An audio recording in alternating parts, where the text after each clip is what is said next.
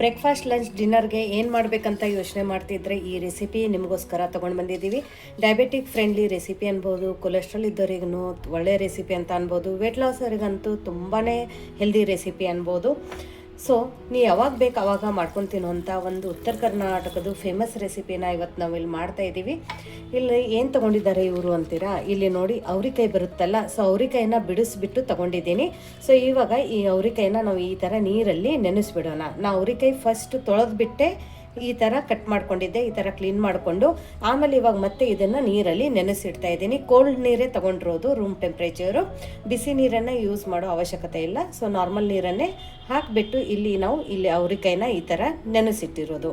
So ಇವಾಗ ನೆನೆಸಿರೋದು ಅವ್ರಿಕಾಯಿನ ಪಕ್ಕಕ್ಕಿಡೋಣ. ಇಲ್ಲಿ ನೋಡಿ, ಇವಾಗ ಒಂದು ಬೌಲನ್ನು ತೊಗೊಳ್ಳೋಣ. ಈ ಬೌಲಲ್ಲಿ ಇಲ್ಲಿ ನಾನು 2 ಕಪ್ಪದಷ್ಟು ಜೋಳದ ಹಿಟ್ಟನ್ನು ತೊಗೊಂಡಿರೋದು.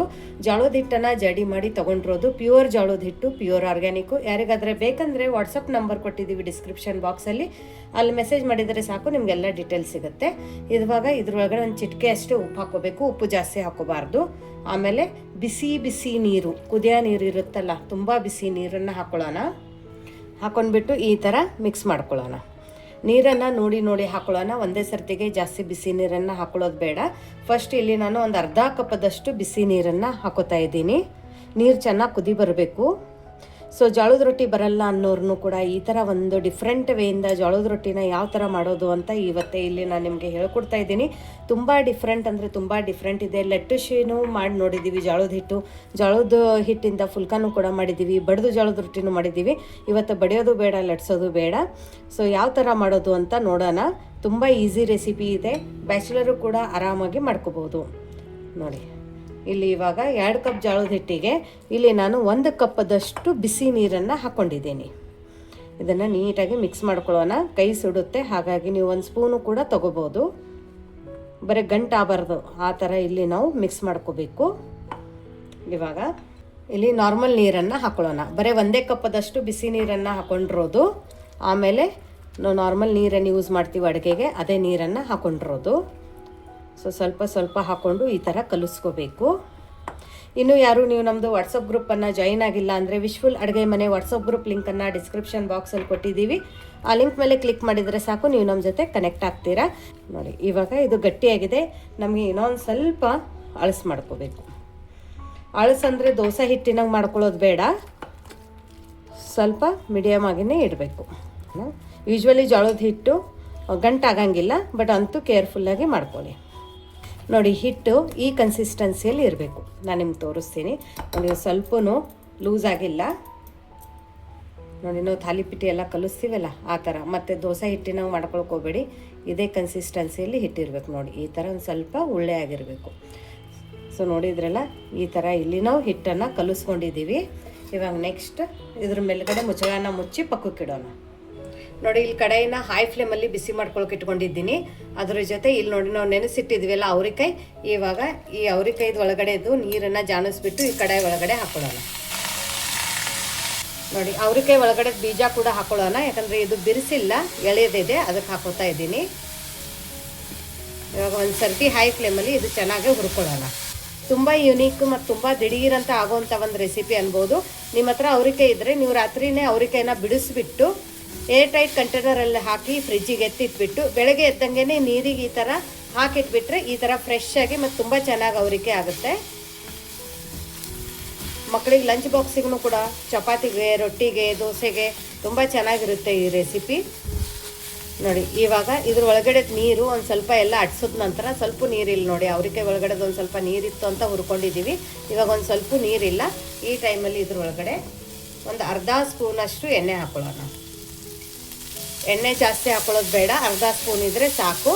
ಹೈ ಫ್ಲೇಮಲ್ಲಿನೇ ಇದನ್ನು ಚೆನ್ನಾಗಿ ಹುರ್ಕೊಳ್ಳೋಣ. ಸ್ವಲ್ಪ ಅವ್ರಿಕಾಯಿಗೆ ಕಣ್ಣು ಬೀಳೋ ತನಕ ಹುರ್ಕೋಬೇಕು. ನೀವು ನಿಮ್ಮ ಮನೆಯಲ್ಲಿ ಅವ್ರಿಕಾಯಿನ ಯಾವ ಥರ ಮಾಡ್ತೀರಂತನೂ ಕಮೆಂಟ್ ಮೂಲಕ ತಿಳಿಸೋದನ್ನು ಮರಿಬೇಡಿ. ನಿಮಗೆ ಯಾವುದಾದ್ರೂ ರೆಸಿಪಿ ಬೇಕಂದ್ರೂ ಕಮೆಂಟ್ ಮೂಲಕ ತಿಳಿಸೋದನ್ನು ಮರಿಬೇಡಿ.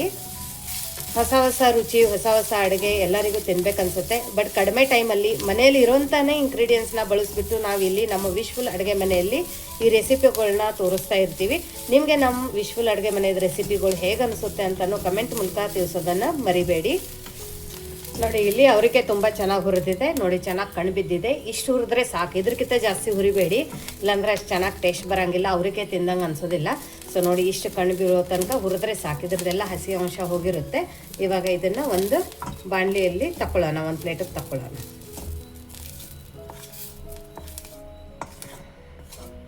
ನೋಡಿ ಇವಾಗ ಇದನ್ನು ಪಕ್ಕಕ್ಕೆ ಇಡೋಣ.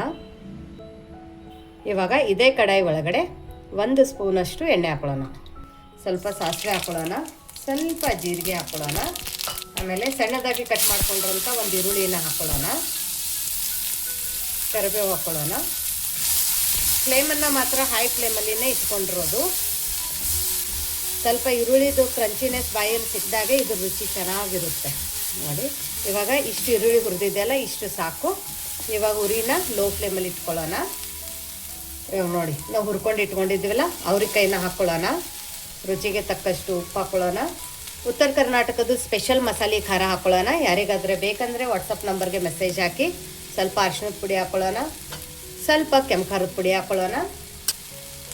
1 ಟೊಮೆಟೊನ ಸಣ್ಣದಾಗಿ ಕಟ್ ಮಾಡಿ ಹಾಕೋತಾ ಇದ್ದೀನಿ. ಬೇಕಂದವರು ಎಣ್ಣೆಯಲ್ಲಿ ಕೂಡ ಹಾಕೋಬಹುದು, ಬಟ್ ಈ ಮೆಥಡಲ್ಲಿ ಮಾಡಿ ನೋಡಿ, ತುಂಬ ಸಖತ್ತಾಗಿ ಟೇಸ್ಟ್ ಬರುತ್ತೆ. ಸ್ವಲ್ಪ ಕೊತ್ತಂಬರಿ ಸೊಪ್ಪು. ಇವಾಗ ಒಂದು ಸ್ವಲ್ಪ ಖಾರ ಕುಟ್ಟ ಹಾಕೊಳ್ಳೋಣ, ಒಂದು ಅರ್ಧ ಸ್ಪೂನಷ್ಟು ಹಾಕ್ಕೊಂಡಿದ್ದೀನಿ. ಇದಕ್ಕೆ ಹುಚ್ಚೆಳ್ಳಿನ ಪುಡಿ ಕೂಡ ಅಂತಾರೆ. ಇದು ಸ್ಕಿನ್ನಿಗೆ ತುಂಬ ಒಳ್ಳೆಯದು, ಹೆಲ್ತ್ಗೂ ಕೂಡ ತುಂಬ ಒಳ್ಳೆಯದು. ಇವಾಗ ಲೋ ಫ್ಲೇಮಲ್ಲಿನೇ ಇದೆಲ್ಲನೂ ಮಿಕ್ಸ್ ಮಾಡ್ಕೋಬೇಕು. ಉರಿ ಹೈ ಫ್ಲೇಮಲ್ಲಿ ಇಟ್ಕೋಬಾರ್ದು, ಮಸಾಲೆ ಎಲ್ಲ ಹಾಕಿದಾಗ ಲೋ ಫ್ಲೇಮಲ್ಲಿನೇ ಮಿಕ್ಸ್ ಮಾಡ್ಕೊಳ್ಳೋಣ. ಇದು ಇವಾಗ ಒಂದು ಸರ್ತಿ ಚೆನ್ನಾಗಿ ಮಿಕ್ಸ್ ಮಾಡ್ಕೊಳ್ಳೋಣ.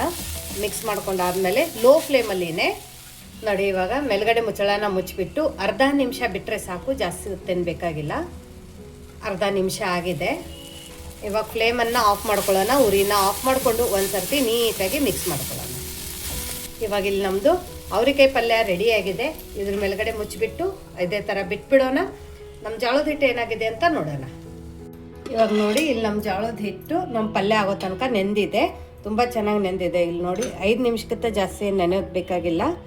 ನೋಡಿ ಇವಾಗ ಏನು ಮಾಡೋಣ ಅಂದರೆ, ಅವಾಗ ನಾವು ಗಟ್ಟಿಯಾಗಿ ಕಲಿಸ್ಕೊಂಡು ಇಟ್ಕೊಂಡಿದ್ವಲ್ಲ, ಇವಾಗ ಇದ್ರೊಳಗಡೆ ಇನ್ನೊಂದು ಸ್ವಲ್ಪ ನೀರನ್ನು ಹಾಕ್ಕೊಳ್ಳೋಣ. ತುಂಬ ಜಾಸ್ತಿ ಬೇಡ, ಸ್ವಲ್ಪ ಹಾಕ್ಕೊಳ್ಳೋಣ.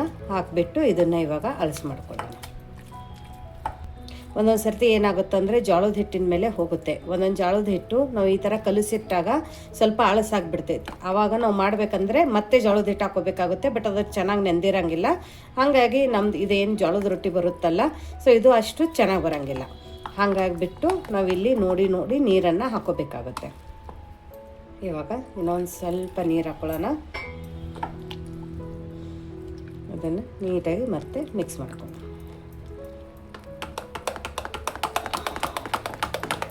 ಈ ಥರ ನೀಟಾಗಿ ಬೀಟ್ ಮಾಡ್ಕೊಳ್ಳಿ.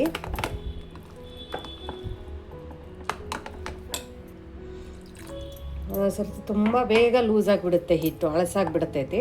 ಹಾಗಾಗಿ ನಾನು ನೋಡಿ ನೋಡಿ ನೀರು ಹಾಕೋತಾ ಇದ್ದೀನಿ. ನೀವು ಇದೇ ಥರ ಮಾಡಿ.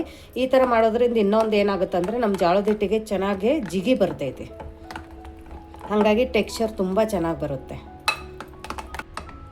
ನೋಡಿ ಪರ್ಫೆಕ್ಟಾಗಿ ಬಂದಿದೆ ಕನ್ಸಿಸ್ಟೆನ್ಸಿ, ಎಲ್ಲಿ ಗಂಟಾಗಿಲ್ಲ ಏನಿಲ್ಲ, ತುಂಬ ಚೆನ್ನಾಗಿ ಬಂದಿದೆ. ನೋಡಿದ್ರಲ್ಲ.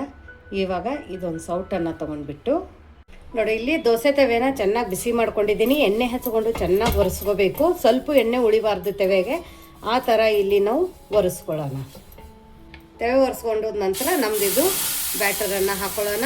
ಆಮೇಲೆ ನಿಧಾನಕ್ಕೆ ಈ ಥರ ತಿರುಗಿಸ್ಕೊಳ್ಳೋಣ.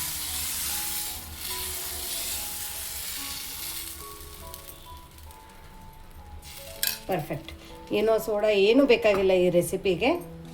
ಇವಾಗ ಮೇಲ್ಗಡೆ ಮುಚ್ಚಿಬಿಟ್ಟು ಮೀಡಿಯಮ್ ಫ್ಲೇಮಲ್ಲಿ ಇದನ್ನು ಕೂಡ ಅದೇ ಥರ ಬೇಯಿಸ್ಕೊಂಡು ಬರೋಣ.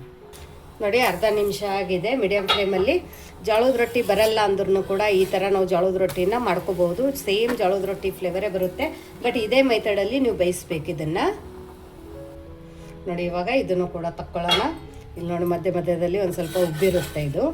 ನೋಡಿ ಸೇಮ್ ಜೋಳದ ರೊಟ್ಟಿನೇ ಅಂತ ಅನ್ಬೋದು. ನೋಡಿ ಅದೇ ಥರ ಬೈದಿದೆ, ಸ್ವಲ್ಪ ಕ್ರಿಸ್ಪಿ ಕೂಡ ಇದೆ. ಇಲ್ಲಿ ನೋಡಿ ತುಂಬ ಚೆನ್ನಾಗಿ ಬೈದಿದೆ. ಸ್ವಲ್ಪ ಎಣ್ಣೆ ಬೇಕಾಗಿಲ್ಲ. ನೀವು ಅಕಸ್ಮಾತ್ ಜಿಗಿ ಹಾಕಲಿಲ್ಲ ಅಂದ್ಕೊಳ್ಳಿ, ಎಲ್ಲ ಬಿಳಿ ಬಿಳಿಯಾಗಿ ಇಲ್ಲೆಲ್ಲ ಶೀಳು ಬಿಡುತ್ತೆ, ಈ ಟೆಕ್ಸ್ಚರೇ ಬರೋಂಗಿಲ್ಲ. ಹಾಗಾಗಿ ಕಂಪಲ್ಸರಿ ನೀವು ಇದಕ್ಕೆ ಜಿಗಿ ಹಾಕಲೇಬೇಕು. ಅಕಸ್ಮಾತ್ ಹಿಟ್ಟು ತುಂಬ ಗಟ್ಟಿಯಾಗಿದೆ, ಅಂಟ್ಕೊಂಡು ತೆವೆಗೆ ಮೇಲೆ ಬರ್ತಾ ಇದೆ ಅಂದರೆ ಇನ್ನೊಂದು ಸ್ವಲ್ಪ ನೀರು ಹಾಕ್ಕೊಂಡು ಮಾಡ್ಕೋಬೋದು. ಪರ್ಫೆಕ್ಟ್. ತುಂಬ ಚೆನ್ನಾಗಿ ಬಂದಿದೆ ನೋಡಿ. ಸೇಮ್ ಜೋಳದ ರೊಟ್ಟಿ ಟೆಕ್ಸ್ಚರ್ ನೋಡಿ. ಜೋಳದ ರೊಟ್ಟಿ ಬರಂಗಿಲ್ಲ ಅನ್ನೋರಿಗೆ ಕೂಡ ನಾವು ಲಟ್ಸೋದು ಬೇಡ, ಆಮೇಲೆ ಬಡಿಯೋದು ಬೇಡ, ಈ ಥರ ಜೋಳದ ರೊಟ್ಟಿನ ನಾವು ಮಾಡ್ಕೋಬೋದು. ತುಂಬ ಚೆನ್ನಾಗಿದೆ. ಇಲ್ಲಿ ನೋಡಿ ಟೆಕ್ಸ್ಚರು ಕೂಡ ಜೋಳದ ರೊಟ್ಟಿ ನನಗೆ ಬಂದಿದೆ. ನೀವು ಇದೇ ಥರ ಮಾಡ್ಕೋಬೇಕು. ಇವಾಗ ಈ ಜೋಳದ ರೊಟ್ಟಿಗೆ ಇಲ್ಲಿ ನಾವು ಬಿಸಿ ಬಿಸಿಯಾದ ಅವರೆಕಾಯಿ ಪಲ್ಯನ ಹಾಕೊಳ್ಳೋಣ. ಸೊ ಅವರೆಕಾಯಿ ಪಲ್ಯನೂ ಈಸಿ ವೇಯಿಂದ ಯಾವ ಥರ ಮಾಡೋದು ಅಂತ ತೋರಿಸಿದ್ದೀನಿ. ಇವಾಗ ಬಾಯಲ್ಲಿ ಇಟ್ಟರೆ ಬೆಣ್ಣೆ ಹಾಗೆ ಕರಗೋಂಗೆ ಇದು ಜೋಳದ ರೊಟ್ಟಿ. ನೀವು ಅನ್ಬೋದು ಏನು ದೋಸೆ ಥರನೇ ತಿಡಿದ್ದಾರೆ ಅಂತ, ಬಟ್ ದೋಸೆಗೆ ಇದಕ್ಕೆ ಡಿಫ್ರೆನ್ಸ್ ಇದೆ. ಯಾಕಂದರೆ ಇದು ನೀವು ಒಂದ್ಸರ್ತಿ ಮಾಡಿ ನೋಡಿ, ನಿಮ್ಗೆ ಡಿಫ್ರೆನ್ಸ್ ಗೊತ್ತಾಗುತ್ತೆ. ಈ ಥರ ಪಲ್ಯನ ಹಚ್ಕೊಂಡ್ಬಿಟ್ಟು ನನಗಂತೂ ಆವಾಗಲೇ ಬಾಯಲ್ಲಿ ನೀರು ಬರ್ತಾ ಇದೆ. ನನ್ನ ಫೇವ್ರೆಟ್ ರೆಸಿಪಿ ಅಂತಲೂ ಅನ್ಬೋದು. ಇದನ್ನು ಟೇಸ್ಟ್ ಮಾಡಿ ಹೇಳ್ತೀನಿ. ಎಷ್ಟು ಚೆನ್ನಾಗಿದೆ ಅಂದರೆ ಅದನ್ನ ತಿನ್ಬೇಕನ್ಸುತ್ತೆ. ಈ ಥರನೂ ಮಾಡ್ಬೋದಾ ಜೋಳದ ಹಿಟ್ಟಿಂದು ಅಂತ ರೆಸಿಪಿ ನಿಮಗೆ ಇವತ್ತು ಗೊತ್ತಾದರೆ ಕಮೆಂಟ್ ಮೂಲಕ ತಿಳಿಸಿ. ಅಥವಾ ನೀವು ಈ ಥರ ಮಾಡ್ತಿದ್ರೆ ಯಾವ ಥರ ಮಾಡ್ತೀರಂತನೂ ಕಮೆಂಟ್ ಮೂಲಕ ತಿಳಿಸಿ. ಎಷ್ಟು ಚೆನ್ನಾಗಿದೆ ಅಂದರೆ ಸಖತ್ತಾಗಿದೆ. ನನಗಂತೂ ಇನ್ನೂ ವೇಟ್ ಮಾಡೋಕ್ಕಾಗ್ತಾಯಿಲ್ಲ. ನಾನು ಇದೆಲ್ಲ ತಿಂದು ಖಾಲಿ ಮಾಡ್ತೀನಿ. ನಿಮಗೆ ಈ ರೆಸಿಪಿ ಇಷ್ಟ ಆದರೆ ಒಂದು ಲೈಕ್ ಕೊಡಿ, ಕಮೆಂಟ್ ಮಾಡಿ, ಹಾಗೂ ಶೇರ್ ಕೂಡ ಮಾಡಿ. ಮತ್ತೆ ಸಿಗೋಣ ಇದೇ ಥರ ನಮ್ಮದು ಹೊಸ ಹೊಸ ಉತ್ತರ ಕರ್ನಾಟಕ ರೆಸಿಪಿ ಜೊತೆ, ಹೊಸ ರುಚಿ ಹೊಸ ಅಡುಗೆ ಜೊತೆ, ನಮ್ಮ ವಿಶ್ ಫುಲ್ ಅಡುಗೆ ಮನೆಯಲ್ಲಿ. Thank you.